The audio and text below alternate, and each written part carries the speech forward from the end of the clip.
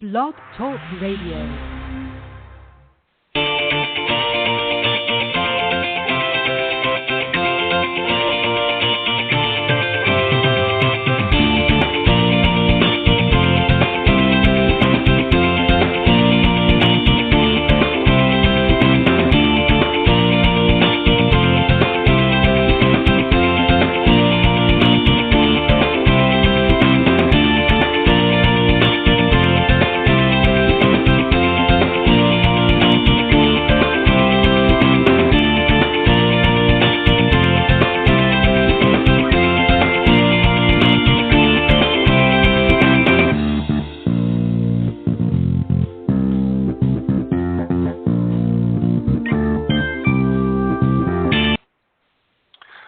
Good morning, everybody, and welcome to the Women of Golf show. And this is another Tuesday morning here with Cindy Miller and I, and I want to bring Cindy on. Cindy, welcome.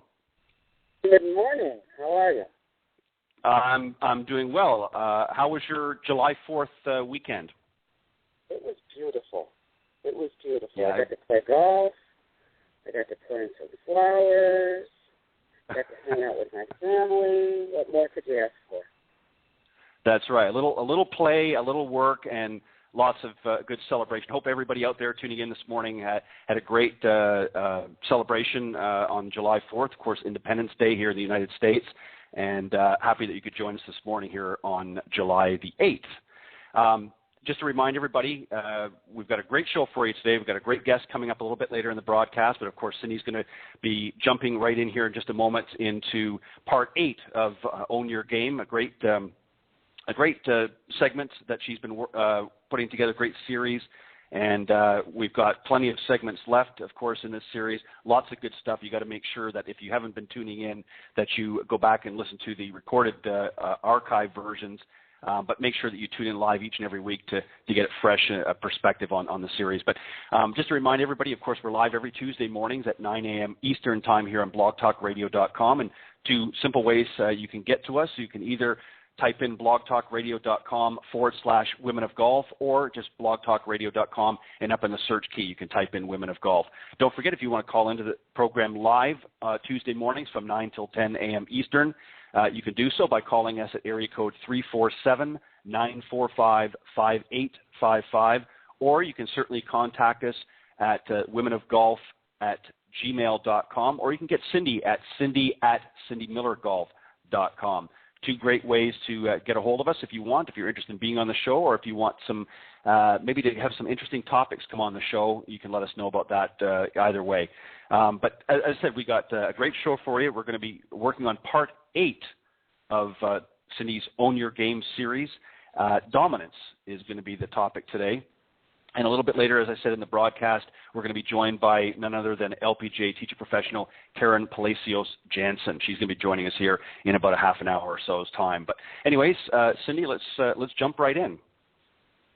Well, to define dominance, it's your ability to approach the round with moderately aggressive and competitive attitude.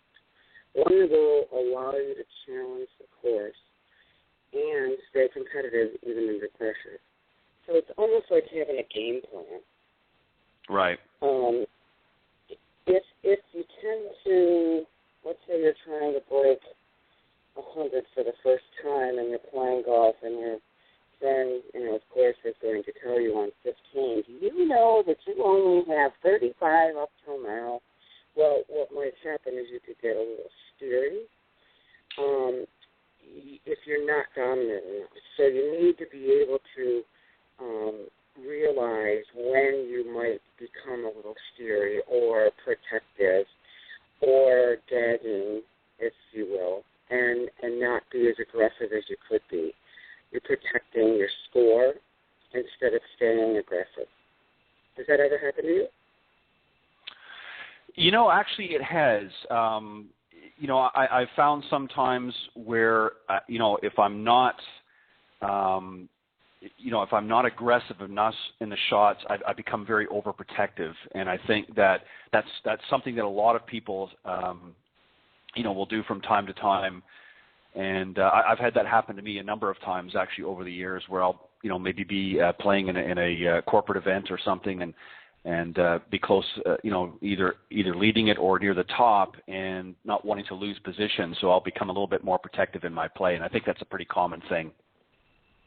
I also, if you're too dominant, extremely dominant, you may have a tendency to be a little bit too aggressive in high-risk, situations and possibly try to force opportunities to make up for lost strokes. So let's say, you made a couple bogeys, you're at a par 5, you're like, no, I got to go for this, I got to make up for that. And when you're really not making wise decisions, you could tend to be a little bit too aggressive and be sorry for it after the fact, or hit water, those kinds of things. So you need to kind of have balance between being a little bit too aggressive and then not aggressive enough. So how do you find sort of a balance? How do you know when to be aggressive and when not to be aggressive? What are some of the steps that we can do to help do that? Well, let's go back for a sec. Emotions, tension, confidence can raise or lower. Traits that can interfere are low performance confidence. Like, I don't know what I'm doing, I don't trust my new swing, I hate my hybrids, all those kinds of things. You got to be careful. Those who are really skilled at being dominant or have a great balance, they may be able to manage the course in a way, that tests both your skills and your future skills and your decision making. Champions are dominant enough to take moderate risks and to put them in contention, yet are not so dominant that they try to force their opportunities. They try to remain committed to their plan to managing the course. So what you really need to do is, for example, if there's a course that there's a certain hole on it you just can't seem to play consistently, you may want to try to make a different plan. Let's say there's a par 4, there's water left and right, and you're like, oh wow, I always hit it in the water, or I hit it OB. Maybe you even take a 5-iron off the tee. Just make a totally different game plan for playing a golf course or a certain hole, so that you don't have the tendency to make bad decisions and then a bad swing and then a bad score. Right. Now, who would you say, playing out on the LPGA and of course now on the Legends Tour and that, who would you say, just give us maybe a couple on each side, who would you say are some that were very, that you feel were very balanced in their decisions, and maybe some that were either too dominant or maybe not dominant enough? Can you think of anybody offhand, Cindy? Well, I would say Suzanne Petterson is pretty dominant. I think she's very aggressive. I believe and know that her personality is such that she tends to want to go for things. She's so competitive, she wants to win. But on the other hand, last week, who I would say Stacey Lewis is probably great, because she laid up in Arkansas on that last hole when she probably could have made it go over, but she made a very wise decision and didn't let her emotions get in the way. And she probably had the utmost pressure. In fact, she even said it was more pressure-packed to play in Arkansas in front of everybody that she knows than it was to try to win the U.S. Open the week before. So there would be a perfect situation where we could witness a wise, very wise decision on laying up instead of going for it. At a time where, I need to make birdie to win this. No, let's just stop. And she ended up making birdie anyway. She got it up and down. Right. Do you think very aggressive?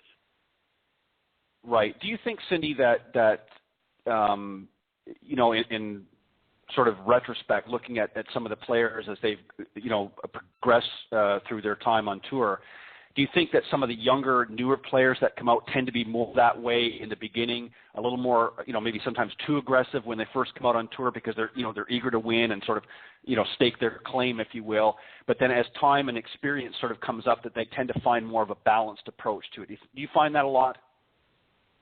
I'm not sure if I would categorize them as when they first get on tour.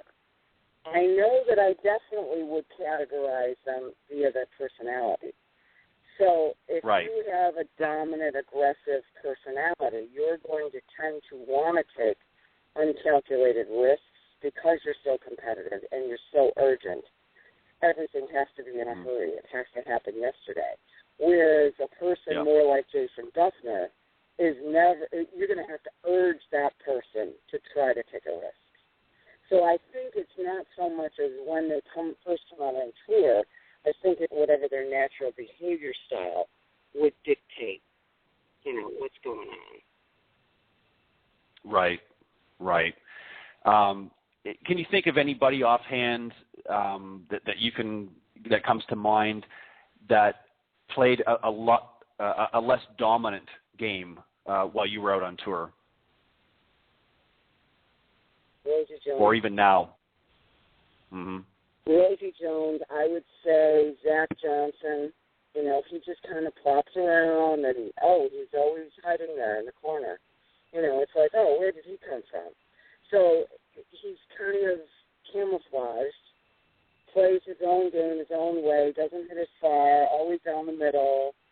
Jason Duffner would be another example. So the high-powered hitters, the Dustin Johnsons and the Keegan Bradleys and the Wham Bam Thank You Mans, Yep. And you also have, go look at consistency over here, Jane Crafter is one. Every time I see her, I'm like, wow, you're just my hero. Because she doesn't hit it far, but boy, she's straight, and she's always in the top 10. The unassuming person, the kind of people that I give lessons to would say, that little old lady at the country club who hits it down the middle every time. That would be that person.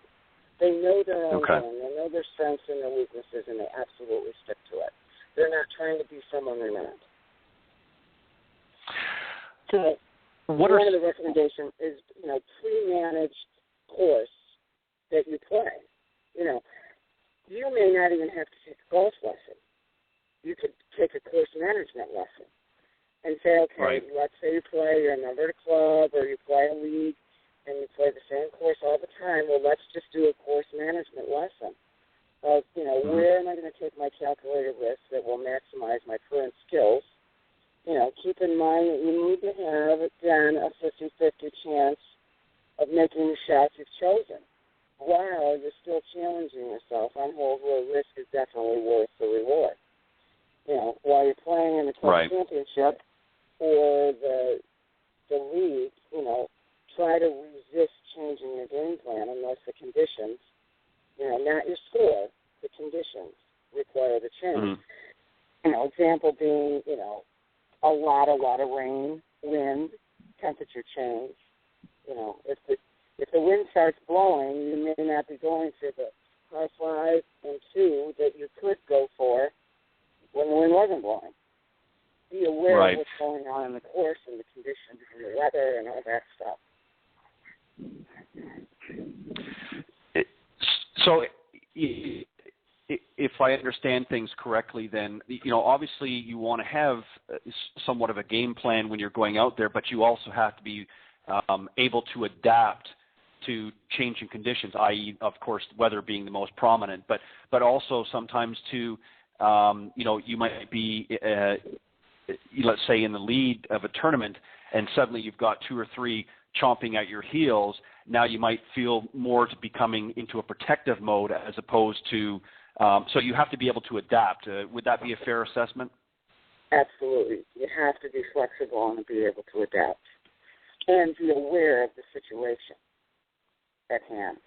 Right. You have to know, again, Stacey Lewis last week in Arkansas, or the week before, was probably a perfect example of, I'm leading the tournament, and I could go for this in 2, but if I hit it in the water, I will not win this tournament. So I will lay up and trust my ability to get it up and down from 80 yards to try to make birdie, rather than go for it, dump it in the water. That absolutely has to be the case. And you have to be smart enough So, what all this is about is learning to own your game, if you will. So trusting your own abilities. I had a guy last night that came in and said, every time I make a double or triple, I have another double or triple. And I said, well, why do you think that is? I have no idea. I said, well, you get so mad that you were not able to swing the club. Therefore, your arms are locked up. So he's not even aware of the emotional instability because he's so mad at himself. I said, you don't need a golf lesson. This is all about your thoughts. You have to control your thoughts and manage your course and realize, when to be aggressive and when to back off and play the course differently. Well, take my swing. What am I doing? I said, it's not your swing. It's just like what Alan said to me. Cindy, this has nothing to do with your golf swing. This has everything to do with your noggin and your thoughts. And it's like, I don't want to go there. Yeah. Do you think a lot of, especially the high handicap golfers, Cindy, do you think a lot of them, misunderstand what it is they need to do? And I'll give you an example. You actually gave a perfect example. A lot of people, if they're not scoring well, automatically blame their swing as well. I'm not hitting the ball very well, yet they might, in fact, be, hitting it decent. It may not be the best, but they're certainly hitting it decent. But maybe it's their course management or their preparation for, a given round that maybe be the real culprit, just as you've explained. Do you think that that's maybe something that more high handicappers particularly suffer from as opposed to just, a bad golf swing? Absolutely. Once you can hit the ball consistently, let's say you can score under 110. If you have the ability to score 18 holes, keep, legitimately, no cheating, no mulligan, your mistakes are probably caused by mental errors or not knowing yourself or owning your game. So if you can learn to how to best manage your game on your course and or any course that you're playing, I think that it will definitely help your score. And it's probably not the golf swing, but I can tell you that your thoughts can change your golf swing. I hate to say that. Wow, now it's excitement at that bad. What were you thinking? And normally, for me, I just think that, right. I just think, and I'm sure you've witnessed this yourself, Cindy, when you up at the practice range, and people are out there just hitting ball after ball, and they're really not putting much thought into what they're doing. I think if people would spend less time beating balls, if you will, out on the driving range, and maybe working more on their management side of the game, I think they would score far better than what they would in format. Would you agree with that? Absolutely. So that would bring us to the next recommendation, is mental rehearsal. Once you've committed to your plan for managing the course, take a few quiet, relaxed moments prior to your round and practice playing your round using imagery, Pretend. Close your eyes maybe. This is, where I'm going to hit it on number one, and I'm going to have this shot in. I'm going to visualize where am I going to aim, where am I going to, avoid the trouble. Just pretend. Play pretend. Tension stand doesn't allow you to play all 18 holes. Just play a few holes at a time. Or at least play the holes where you have modified, your game to play less aggressively or more aggressively. Number 17, I'm going to try to go for it. So I want to make sure I hit my drive over to the right, so I'm going to stand on the left side of the tee box. Well, what does that mean? Well, you can change what side of the tee box you stand on so that you can hit it, away from the trouble and have a more consistent shot and a better opportunity to hit your target. So that's definitely what I would do. Imagine success. If mistakes or negative thoughts interfere, relax and keep playing the shots until you experience success. Because that little dribble in your head's got a loud voice. And your subconscious mind, what are you doing now? Who are you kidding? You can't do this. Well, no, stop. Don't listen to that voice. Try to make an image of Yeah. detailed to include your mental routine. Stand behind the ball, pick your target, your intermediate target. Walk into the shot. You're going to set the clip face down first. You're going to set your feet first. You know, feel it. Right. Swing. Right, and I think a lot of players, obviously, you know, even at the professional level, there's moments when that can happen, and you know, those negative thoughts creep in. I think we've all seen even some of the top players from time to time. You know, will be playing, you know, a great round, and then all of a sudden, you know, the trap door falls out, and you're wondering, well, what happened here?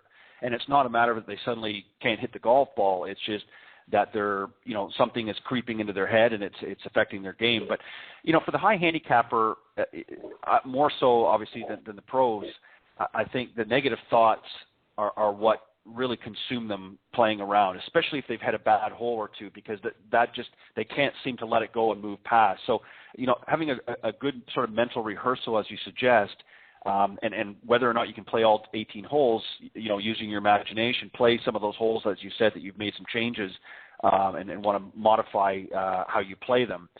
But also, too, I think, as I said a moment ago, you know, spending less time beating balls on the range and spending more time developing a good sort of course management strategy, I think is a better way to help improve your game.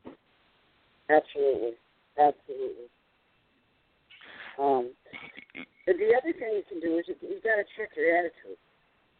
So if you are preparing to play and you walk into the first tee, you know, with a feeling of fear, dread, absolutely no confidence, or other inhibitors, you know, you got to use your relaxation techniques. Now, there's only two that I know of. We may have more. One is deep breathing, you know, in through the nose, out through the mouth. And the other one that I do is I try to tighten up every muscle in my body and then slowly but surely relax everything and just let it go. You absolutely have to be aware, you know, can it take a personal check and say, okay, what am I doing? What's going on here? How do I feel? A personal awareness check, I would say. Do it the same way if you got exaggerated aggressiveness, brought on by high expectations. You know, oh my God, I got to play good. Or anger, frustration, you know, think and feel. Stop. Personal awareness checks. So, you know, you want to be focused, committed, confident, relaxed. Stay in the present moment. Don't let your thoughts go jumping ahead. Oh, I got to do this, and I haven't played well, and, you know, just absolutely manage your mind. You know, something, too, that I think a lot of people do, and I think we're all at various times guilty of it to a certain degree. You know, a lot of people bring a lot of baggage to the golf course.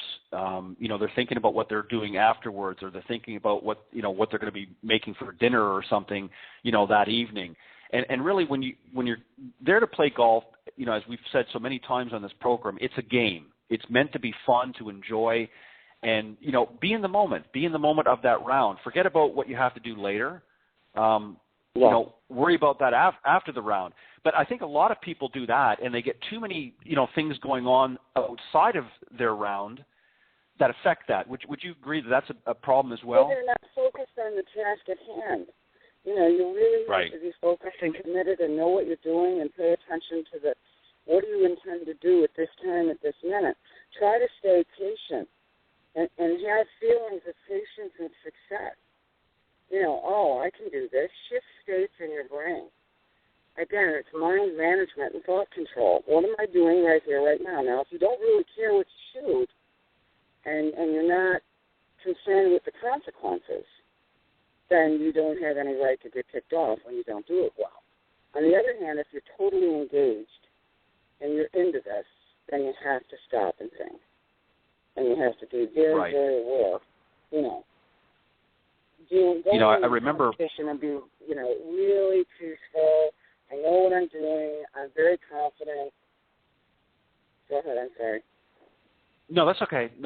I was just going to. It brought to mind, you know, a young lady that I was working with some years ago, And I remember she said to me, you know, I could always tell that there was something going on upstairs, and she was just, you know, deep in thought. And I used to say to her, her name was Pam, and I said, Pam, you know, what's going on upstairs in the old brain box? You know, she was a good friend of mine, but, you know, I said, what's going on upstairs in the brain box? And she says, well, I'm thinking that I got to do this for the kids later, and, you know, got to do forth. And I said, but, you know, we're in the middle of a lesson, and we're trying to work on this area of your game. And I said, well, you know, you can't be thinking about things going on. Well, it's okay, I can multitask. And I said, well, which is fantastic. I'm glad that you can multitask, but how's that helping your golf game? I said, when you come to whether it be the range or you come to the course, you need to be focused, as you said, on the task at hand and not worrying about, you know, everything else that's going to happen on, you know, later in the day or in the evening or next Tuesday or what have you. Focus on the task at hand. And I think that's what a lot of people, you know, fall into that trap, is they get too many, you know, thoughts going in their head, and they can't seem to just sort of let the other go and focus on, you know, that task at hand. And that's a big problem. So, you know, this is really what this series is about, is to help people to understand from the, you know, the mental side of the game. The physical side is one issue, but this is an area of the game that I think a lot of people miss the boat on. Would you agree with that? Oh, absolutely. I don't even think that they're aware of what is required to be able to play well. I really don't think they're aware of what it takes to be able to manage yourself around a golf course and play well. And again, I'm sharing my golf psych assessment, if you will, to tell you that here is someone. I have tried to be good at this game since I was 15, and right. I don't always do what you're supposed to do, and I don't always play as well as you would like, and so I right. was open enough to really investigate. I call myself a living laboratory. You know, here's what was going on in my head, and if I'm pretty good and one of the best, you know, women over 50 in the world, then you got to be able to admit that you need help, and that's where this all starts from. And right. Really, are you honest enough with yourself to say, oh, wow, maybe I am too dominant. Maybe I do think I'm better than I really am. Maybe I really need to, you know, back off and say, look, Missy, you're not good enough to go for this green, and two, you got to take a chill pill here. And play a better strategy, because I go out and watch these women in the Legends Tour. When I finish my round, I get a cart and I go watch them play, because I'm trying to see, well, what do they do that I don't do? Or what do I not do, you know? And so what I have found is, and my two people that I go watch the most are Rosie Jones and Jane Crafter, because they don't hit the ball that far. They hit the ball about as far as I do. But they always better than me. Why? Because they miss it better than me. Why? Because they play their own game. Why? Because they're very aware of their strengths and their weaknesses. So if I'm willing to do that, again, the other thing is that our listeners need to be aware that everybody has issues. You know, everybody's got a pile. It's just, you know, what is your pile? And if you're willing to be enough to look in the mirror to see your pile, you can definitely improve it. You know, absolutely. Yeah, and I think, you know, as we've mentioned before, you know, on the program, golf, it's not really just about golf. It's about life in general, and I think this is how we manage our life is going to dictate how the out. And you know, obviously we're applying it to golf here in this program, but you know, really you have to really do sort of a self-assessment. You have to take a look inwards. You know, as you said, stand in front of the mirror, and it's not just about looking at the physical side, it's about looking at the inside, looking through past the physical being and saying, okay, what's going on inside? You know, what do I need to work on? What do I need to really be focusing on here at this time? And if we've got too many things going on, you know, upstairs, as I said, in the old brain box, then we're not going to play our best golf, and we're not going to succeed in life. And success is not, you know, necessarily mean monetarily or anything like that, but just enjoy life, enjoy playing. And the only way you're going to do that is to, stop worrying about whether you hit it, 285 or 300 yards down the fairway, but what's going to happen for the next shot, prepare for the next shot, and so on and so forth, prepare for that round, prepare for that hole, and so forth. That by having the steps that we've talked about in the series, I think is going to help to make, especially the average golfer, a much better player. Absolutely. So it's not only the physical side, it's the mental side. It's our guest coming up is fitness. You've got to look in the mirror and say, what can I do so I have the ability to walk 18 holes and be able to swing the club the way I need to? Can I do anything about my own body? And the answer is yes. Right. If you choose to improve, you can. But you have to take personal responsibility and accountability and look in the mirror and fix the things you're able to fix. Exactly. Well, our next, what a fantastic segment, and thank you, Cindy, for bringing another great one. Of course, next week we're going to be tackling tough-minded, and I know that one's going to be as good as well. But let's bring out our guest. She's waiting here for us. Our guest, as we said earlier in the broadcast, of course, is Karen Palacios-Jansen. She's the LPGA teaching professional, and she was the 2008 LPGA National Teacher of the Year, and has been voted one of America's top 50 best women teachers by Golf Digest magazine since 1998. She has her own golf Swing Blade Enterprises over in Mooresville, North Carolina, and has served as managing editor for Golf Fitness magazine. She's also a Nike Golf and Czech Institute performance specialist and a certified personal trainer. She's developed a specific fitness system called Cardio Golf, and she's also a member of the Nike Golf Advisory staff, and of course she participates as well in their product development and promotions. She's a former David Ledbetter trained instructor and a Jim McLean Golf School Master instructor, and she's been playing and teaching for about 20 years or so. She's got a book, Golf Fitness, that was released back in July of 2011, and she's, of course, married to Olympic gold medalist speed skater Dan Jansen, who's also frequently requested as a public speaker and lecturer at local and national golf shows and conferences, and she's helped thousands of golfers improve their game, and you can find more about her at kp.com. Let's bring her out, and Karen, welcome to the Women of Golf. Oh, well, thanks for having me, and I've been playing golf for a lot longer than 20 years. Well, I didn't want to be the one to say that, but... I'm a lot like Cindy. We're about the same age, so we've been out there grinding it for a lot of years, and I'm very honored to be on your show. I was fascinated with your conversation earlier. I was getting a lot out of it. Well, good. Well, welcome to the show. We're so glad you were able to join us. Thank you so much. Sure. Yeah, we appreciate that.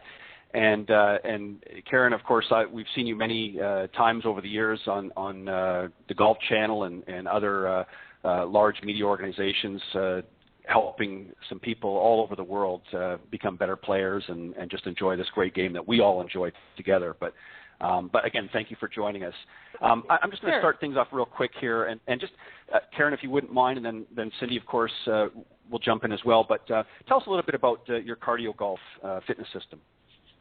Yeah, Cardio Golf is a golf fitness system that I developed. I've been teaching it for about 10 years now, and really what it is, it combines golf-specific exercises with swing drills. So it's a class that I teach. You can come to my class. We do a warm-up, all golf-specific, and then we go through a battery of drills and exercises for mobility and stability and strength. We do a bunch of swing drills.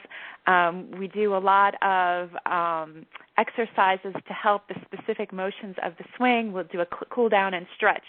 So that's the class that I teach. But now it's available online. You can do my 30-day program. You go online, you sign up, and for 30 days you can get a workout every day.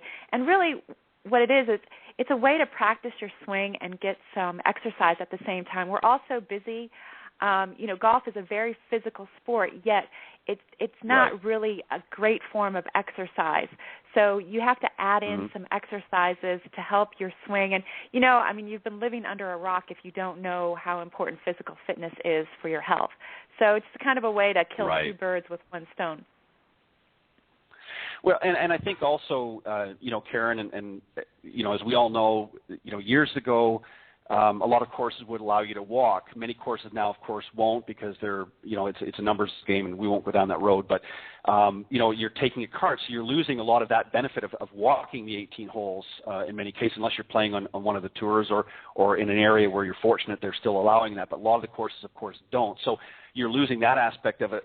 But how important is to have golf fitness? How is it to have some sort of fitness regimen in your daily routine? Well, it's really important, and, not to talk about aging, but, as we age, we all lose muscle mass, our joints stiffen, you lose your balance. So, it's really important to stay fit as you get older because you want to be able to swing your full range of motion. See, most of the swing faults, and Cindy might agree with me, is come from a lot of physical limitations where someone has a bad shoulder or a bad hip, and a lot of that comes from not keeping in good shape. So, the longer you stay in shape, the better your golf swing will be. And so that's really what it's all about. And, golf fitness is not about trying to get, super strong or lift weights or do big push-ups. It's all about trying to just be able to go through your full range of motion. So a lot of that is stretching. A lot of that is mobility. A lot of that is just stability. And stability is a word that we throw around a lot in golf fitness, and that's just really your ability to hold a position for a certain amount of time. And think about how important that is in golf. If you want to putt well, you need to be able to bend from your hip sockets and stay in that position while you stroke the ball. If you're not stable, you'll raise up. The same thing with your golf swing. If you're not stable, you'll raise up out of your posture and you'll top a lot of shots, and then you'll start to cause swing compensations. So really, golf fitness is just really trying to make sure that you can just do basic motions so that you can go through your full range of motion in your golf swing. Karen, what are some common physical limitations that golfers have, and how do you help them correct them in their swing? Yeah, that's a great question. Well, a lot of our physical limitations are put upon ourselves. We sit all day at an office, we sit in the car, we watch TV. So a lot of our tightness comes in our hips and our lower back and our shoulders. So, in the golf swing, if you have any tightness in your hips or your lower back, the tendency is to kind of raise up out of your posture. So you have to identify those physical limitations first. So if you want to start a golf fitness program, it's really important to make sure that you take some sort of basic screen, and any golf fitness professional can help you do that. In my Cardio Golf 30-day program, you start out with a basic screen that you can do yourself to find out where your limitations are. Once you find out where your tightness is, let's say in the hamstrings or lower back, and most people know it, even without taking a screen, you have to work on those areas to get them back to normal range of motion. So let's just say you have tight hamstrings and a tight low back from sitting a lot or working on the computer. Well, you need to go through some exercises and just get those areas back to normal so that you can start to do some exercises. Because if you start to lift weights and you're tight in your low back and your hips, well, you're just going to make those areas tighter. So you really have to make sure that you find out where your areas of need are first. Wow, that's great. That's absolutely great. So you really have to get back to normal before you start going towards bigger and better things. Right, and balancing out the muscles.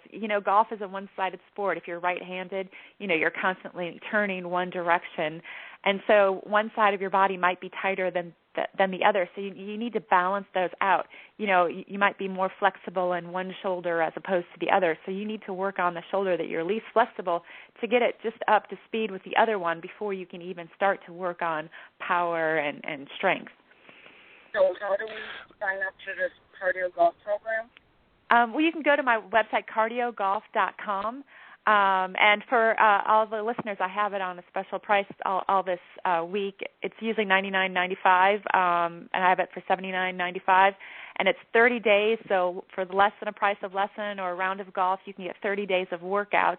And then you can use those beyond the 30 days. I have a little program after you've completed the 30 days to show you how to continue the program. But the thing about my program is, like I said, it's not about trying to do a lot of push-ups or see how much weight you can lift or how many pull-ups you can do.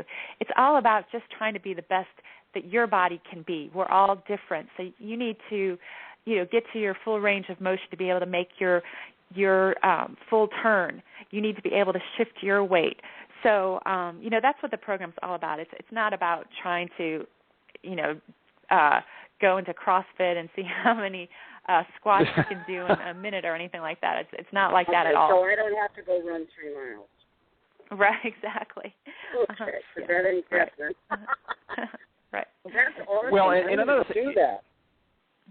Yeah, another thing too, Karen. You raised a valid point. It's not about, especially for, and I'm going to speak as the only male here right now, but men tend to think that fitness involves bulking up and getting these big muscles, and that might be fine for off the golf course, but that sometimes is not very conducive for playing good golf because it can be more of an inhibitor really than anything else.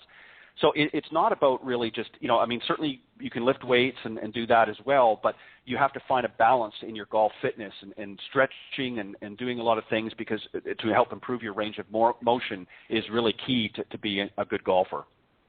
Right. Actually, long, lean muscles work best for golf because when you have long, lean muscles, you can take your muscles through full range of motion. If your muscles are tight and bulky, your swing will be choppy. If you think about some of the newer golfers today that are doing so well, they have long, lean muscles, the Dustin Johnsons, the Keegan Bradleys, the Webb Simpsons. Yep. And then, on the other side of that, you can say, oh, well, John Daly or Angel Cabrera, they're out of shape.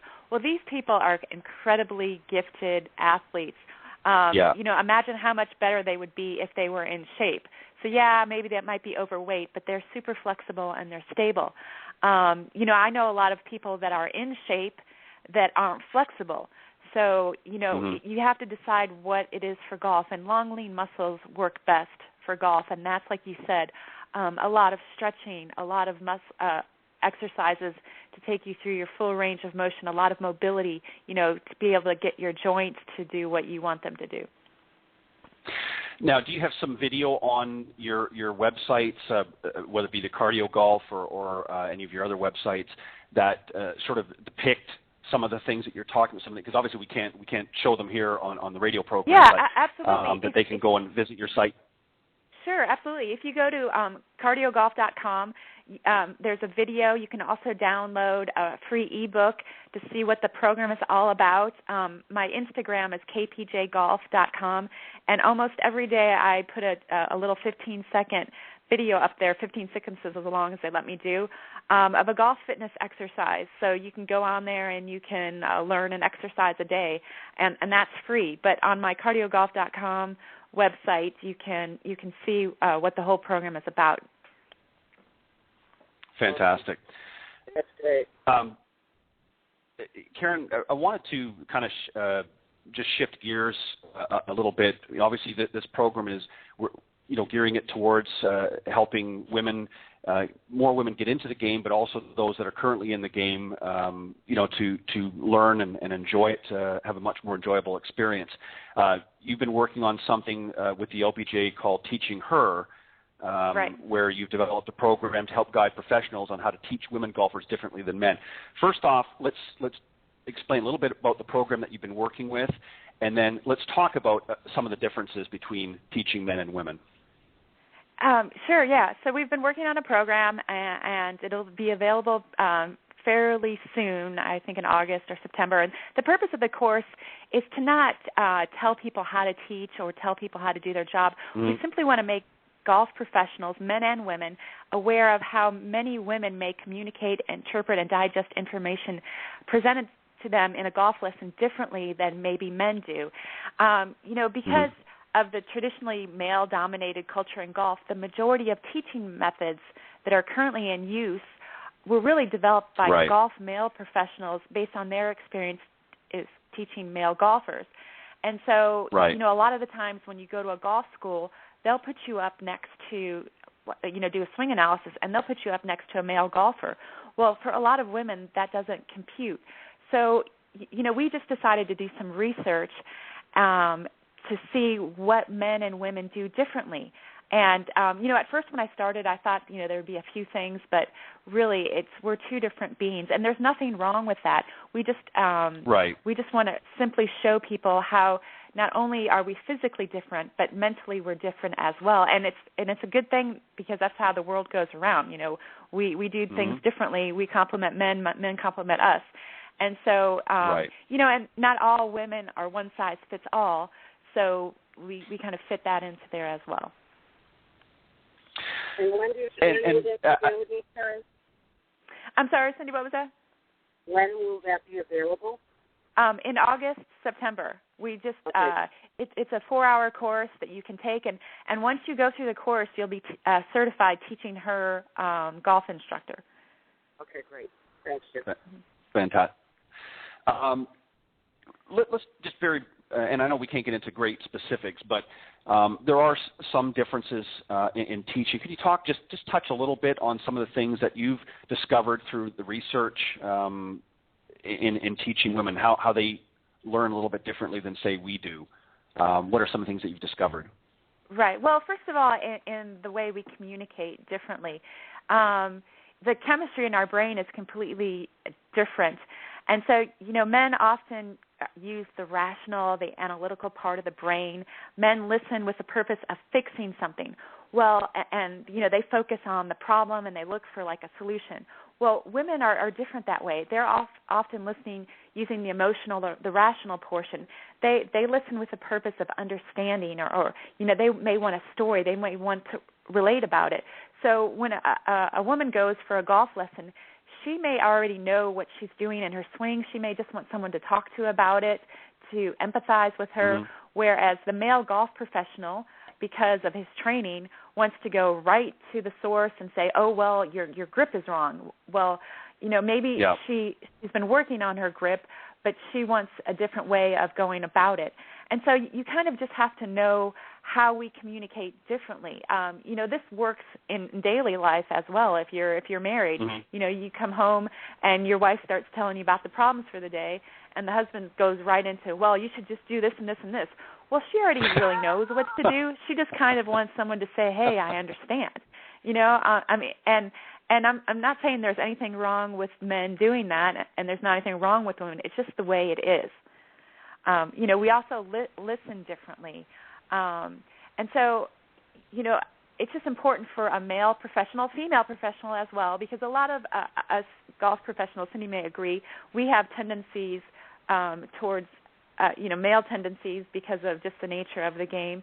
So we have to realize this as well, just to listen differently. We have to establish rapport with our students. And you want to establish rapport with your male or female students. And a lot of the times, golf professionals don't really have that training. They're trained to see a problem, to see a fault, to fix it. Well, it's not always that simple, and you guys were talking about that before in your last segment about just going to hit balls is not the solution to all the problems in your golf game. Right. Right, and that explains, I think, Karen, why I turned 50 this year. Of course, I'm in the 50 club now, and that probably explains why women have said to me all my life, I didn't ask you to fix it, I just asked you to listen, and that would probably explain why that happened. So, but that's so true, and in everyday life, of course, it applies, but. And I think you're 100% right when you say that the industry, of course, traditionally has focused on, because it has been a male-dominated sport, but as more and more women coming in and more, and not just teach professionals or those in the golf industry, but women business professionals are taking up the game or getting involved in the game because they recognize it as a valuable business tool.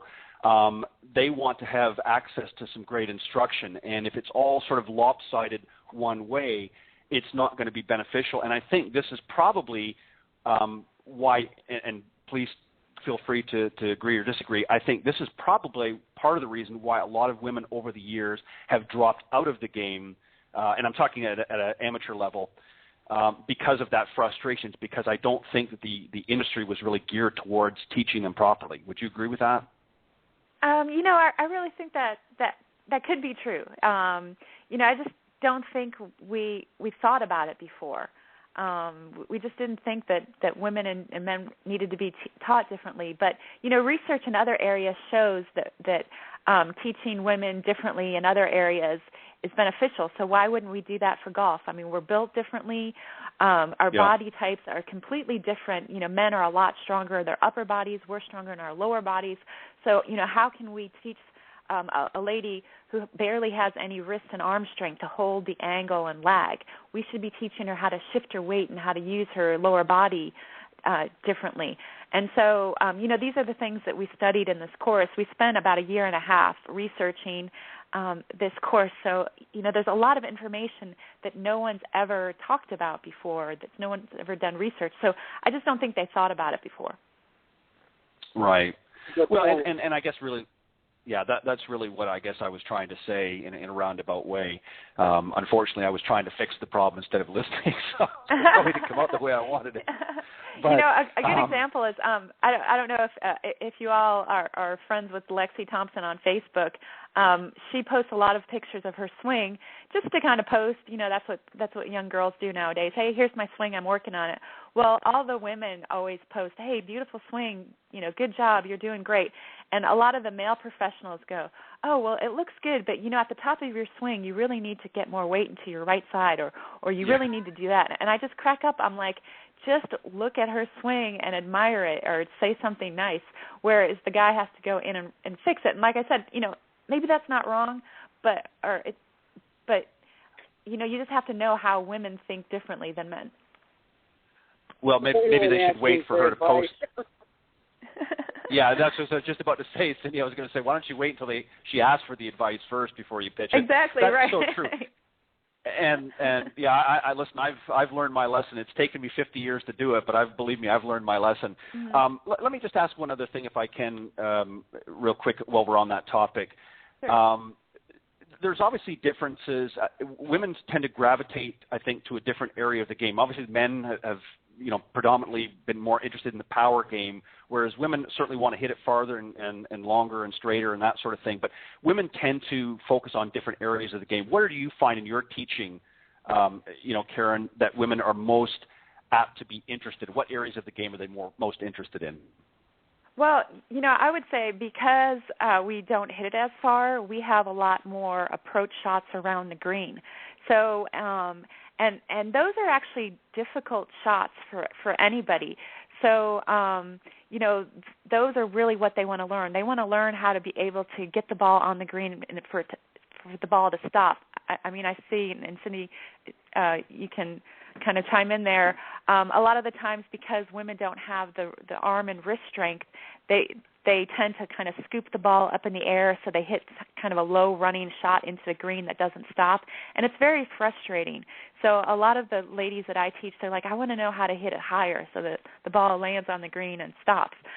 The guys have a little bit more strength. They have a little steeper angle of descent, so they tend to do that more naturally. So I would say hitting kind of that high shot that stops is really what women are looking for. And I also Go ahead, think Cindy. they're looking to maybe hit their fairway shots a little bit better. They're hybrids in the air off the ground in the middle of the fairway. Right, yeah, I was just going to say. say. It's not that important to hit it far. Straight is always long. And if you can get on the green in 1 over regulation in 2 putt, you just shot 90. Exactly, right. And a lot of it is just helping them find the equipment that will help them. I mean, the new hybrids are fantastic now that help women. Women tend to have a more shallow angle of attack, more of a sweeping motion. Well, now with these hybrids, you can have that shallow angle of attack and get the ball up in the air, whereas with a long iron, you can't get away with that. You're going to hit that low running shot. So just by helping them get better equipment will really help them without even changing their swing. Absolutely, and they need to be fit for their club. Mm-hmm. I'm a big believer in that. I have so many women that come into me that are 5'8" or 9 that really need men's clubs, and their back's killing them, and they're bending over too far, and their clubs are too short, and the shaft's too whippy. So take the time, invest the money, and get fit for your clubs. Right. The other part is with clubs is a lot of women tend to get the second-hand clubs, so they'll come with like the worst putters I've ever seen in my entire life. They're long or they're heavy, and putting's a huge part of the game. So just getting a woman fit with a putter that she can swing will shave strokes off her game. Absolutely. What do you think, Karen? Just quickly here, as we only have a moment or two left, unfortunately. I would love to have you here all day long. What do you think are some common things that you see when women are coming for lessons, some of the common mistakes, besides obviously not being properly fitted or having the right equipment, some things that you see when they're coming to, or maybe they're not working on certain areas of their game that you think that they should spend more time? What are some common areas that you see? Yeah, well, I would say for a lot of maybe some of the older ladies that never really played a sport before, don't have the concept of kind of the step and swing kind of thing. So, right. You kind of have to teach them some basic drills. And that's the other thing about what we talked about in this course. A lot of the women that decide to play golf did not play other sports, but because of the nature of the game, they're like, oh, I think I can play golf. Well, so they come in and they're not athletic at all. So a lot of the guys relate golf to a sport. Okay, just pretend you're swinging a baseball bat. Well, they never swung a baseball bat. So how can they relate to that? So you might have to go back to the beginning and just teach a basic step and swing to help them learn the motion. I see a lot of that they just don't understand the concept of the basic swinging motion. So if you can just explain, or if you can just teach them that, I think their natural ability can then take over. Where a lot of people go wrong is, they want to hit the ball instead of trying to swing the ball. One of the things about my cardio golf program, when I used to teach at Doral in Miami, I used to teach ladies that had never played the golf game before, and we actually did cardio golf first. And cardio golf, we go through the whole swinging motion without a golf club, and then after about 6 weeks of just doing the class, then we went out to the golf course, and at least they had the idea of how to make a nice turn and more of a swinging motion as opposed to just lifting their arms and chopping down on it. So, I think that's important when you're teaching some of the women that, don't have other sports experience. But, the younger girls are great nowadays because they all grew up playing sports. I mean, they're fantastic athletes. So in the next few years, we're going to see a lot of really great girls come up that are playing golf and going to be super athletic and hit the ball far. Yeah, and that's so evident now on the LPGA tour. You see a lot of these young girls. They're definitely in great shape, and they're more interested in the fitness side as well. And the men, of course, have been doing that as well. You can certainly look at the more current players. You can definitely see a difference from, say, 20, 30 years ago. And that's not, meant as a criticism, but it's just that it's a way of life, recognizing how important it is. And I think golf has maybe lacked a little bit compared to some of the other sports out there in jumping on the bandwagon, but I think you're seeing a big movement now in recent years where fitness is becoming a big priority in the golf circuit. So we want to obviously take that into the amateur level as well and get a lot of the high handicappers, if you will, out there working not just on their golf games, but working on the fitness side of it as well. And what a great way to do it by visiting your website, cardiogolf.com. Yes, thanks. So just, a lot of people moan when they're like, oh, now I have to work out to play golf. Well, yes, but also you can work on your golf game at the same time. Just adding a few exercises here and there as you work on your swing will make a huge difference. Doing nothing won't do anything. Doing a little bit will help a lot. Thank you so exactly. much, Karen. This is great. And I vouch for it. I was with you at the EWGA National Conference, and I did a little tiny bit of the cardio golf, and I think my impression, first impression before I was able to participate was, oh my God, she wants me to run around the block. And that's really not what it is at all. So it's very, very easy to do, and it's great for you, and it's really going to loosen you up to be able to make better golf swings. So thank you so much. I really look forward to it. And it's cardiogolf.com. Right, cardiogolf.com. Yeah, thanks a lot, Cindy. So I appreciate your support. And let me just, in closing, Karen, very quickly, and please feel free to correct me if I'm incorrect.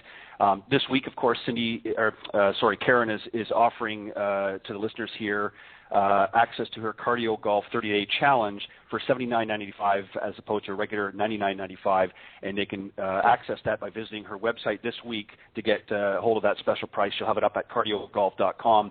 And also the LPGA, if you're interested, if you're a teacher professional and you're interested in getting information about the LPGA teaching her certification, where can they go to find out that? To the LPGA website, lpga.com. Okay, perfect. Super. Thanks so much for joining us. This has been a pleasure. Yeah, thanks a lot. I appreciate it. And I was really fascinated with your conversation before, so I look forward to listening to you in the future as well. We appreciate it, Karen, for you joining us. And let me just say that we thank all of the hard work that you do in this sport. I've followed you for many, many years. I've watched, as I said, when you've been on the Golf Channel many, many times and other media forums and that. You do a fantastic job, not only for women but for golf in general. So we certainly appreciate you doing that. And we thank you for joining us today on the program. We look forward to having you come back. Well, thanks for having me on. I appreciate it. Not a problem. Thank you, and have a great week, Karen, and we will talk to you soon. Okay, thanks a lot, you guys. Bye. All right, bye-bye. Okay, just that was our guest today, Karen Palacios-Jansen, and you can get a hold of her either through her cardiogolf.com website, and don't forget she's offering a special this week, a 30-day challenge for $79.95. For those of you that are tuning into the program, you can get access to that this week at cardiogolf.com. And you can also, if you're interested in the certification program, the LPGA teaching her certification, you can go to lpga.com and also visit her other website, kpjgolf.com. I want to thank all of you for tuning in each and every week. Cindy and I certainly enjoy bringing all this information to you, and we hope that you'll continue to tune in each and every week right here on the blogtalkradio.com network. And we're here every Tuesday morning at 9 a.m. Eastern Time. And so go out, have some fun, enjoy the game. Listen to the program again. If you weren't able to catch all of it live, it'll be available here in just a moment. You can listen to the recorded version and go back and listen to some of the other segments that Cindy has put together for her Own Your Game series. It's a great series, and thank you, Cindy, for bringing that to the network here. And we're going to have some more great components to that series as the weeks go on, and some other great guests. So thank you very much, everybody. Have a great week. Cindy, as always, thank you, and you go out and have a great week and knock them dead. Thank you. You do as well, Todd. Thank you. All right. Have a great week, everybody. God bless.